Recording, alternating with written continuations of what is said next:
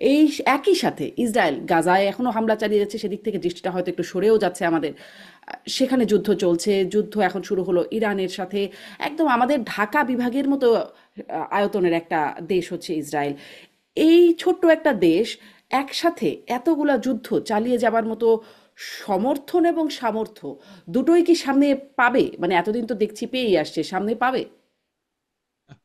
এটা তো নির্ভর করে আপেক্ষিক অবস্থার উপরে। ধরেন, আপনি যে সামর্থ্যের কথা বললেন, নিঃসন্দেহে ইসরায়েলের সামরিক সামর্থ্য যে কোনো আরব দেশের চাইতে বেশি ছিল, এখনো আছে, এবং সেটা অনেকবার পরীক্ষিত হচ্ছে।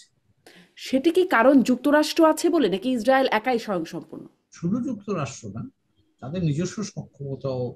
যেমন ধরেন, 1967, 1967 সালে সিরিয়া, জর্ডান এবং ইজিপ্ট, এই তিনটা রাষ্ট্র মোটামুটি ভাবে ইসরায়েলের সাথে যুদ্ধে যাওয়ার জন্য তৈরি হয়েছিল। এবং সেখানে কিন্তু প্রিএমটিভ স্ট্রাইক, ওই এখন যেটা করেছে তখনও তাই করেছিল। ইজিপ্টের পুরো এয়ারফোর্সকে শেষ করে দিল যুদ্ধ শুরু হওয়ার আগে। এবং ফলে সিনাই মরুভূমি বিরাট জায়গা দখল করলো, জর্ডান নদীর পশ্চিম পার দখল করে ফেললো, গোলান মালভূমি যেটা আছে, গোলান হাইটস, সেটাও দখল করলো। এবং আজকে যে প্রসারিত ইসরায়েল দেখেন আপনি, এটা কিন্তু এই 67-এর যুদ্ধের পরেই হয়েছে। এবং এরপরে তারা চিরা 1973 সালের অক্টোবরের যুদ্ধে খানিকটা ব্যাকফুটে গিয়েছিল আহ আহ, ইজিপ্টের সাথে।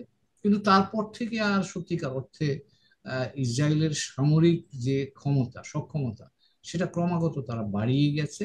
এটাকে চ্যালেঞ্জ করার মতো কোনো শক্তি এখনো পর্যন্ত হয়নি সামর্থ্যের দিক থেকে। এখন তাদের ইচ্ছা যদি বলেন, সেটা তো এখন পরিষ্কার যে তারা মধ্যপ্রাচ্যে এককভাবে কর্তৃত্ব করার অবস্থায় তারা যেতে চায়। এবং ইরানের যুদ্ধ যদি তারা সামাল দিতে পারে, তাহলে কিন্তু সেই তাদের যে লক্ষ্য তারা রেখেছে, সেই লক্ষ্যে তারা পৌঁছে যাবে। এবং আপনি জিজ্ঞেস করেছিলেন ভাইকে যে আহ, যে আহ, লক্ষ্য কি ছিল, তিনটা লক্ষ্য নিয়ে তারা গেছে। প্রধান ছিল পারমাণবিক গবেষণাগারগুলো ধ্বংস করা। দ্বিতীয় ছিল ব্যালিস্টিক মিসাইল যেগুলো আছে হুম। ইসরায়েলের জন্য হুমকি, সেটাকে ডিস্ট্রয় করা। আর থার্ড ছিল রেজিম চেঞ্জ, এই সরকার পরিবর্তন করে দিতে চায় যাতে আর কখনো এই চিন্তা বা এই আহ, পারমাণবিক চিন্তা মাথায় না আসে, কাজে ওদেরকে সরিয়ে দাও। তো এই তিনটা উদ্দেশ্য নিয়ে তারা কিন্তু এই আক্রমণটা শুরু করেছে। এবং সেটা কতটা হবে জানি না, কিন্তু এটা সত্যি কথা যে ইরানের প্রধান প্রধান সামরিক কর্মকর্তাদেরকে মেরে ফেলা হয়েছে, পারমাণবিক বিজ্ঞানীদেরকে মেরে ফেলা হয়েছে। আহ, কাজে ইরানের জন্য ইটস এ ডিফিকাল্ট টাইম নিঃসন্দেহে। এখন তারা বলছে যে খামেনি, যিনি তাদের ধর্মীয় নেতা, সর্বোচ্চ ধর্মীয় নেতা, তাকেও তারা ইচ্ছা করলেই মারতে। তো এখন এইটা মানে একটা, আমি বলবো যে এরকম পরিস্থিতি কিন্তু আমরা গত 20-25 বছরে কিন্তু আমরা দেখিনি। ইভেন কি 1991, যখন মার্কিন যুক্তরাষ্ট্র প্রথম গালফ ওয়ার করে, তখন কিন্তু সাদ্দাম হোসেনকে মারার কথা বলেনি, এটা শুনিনি কিন্তু আমরা।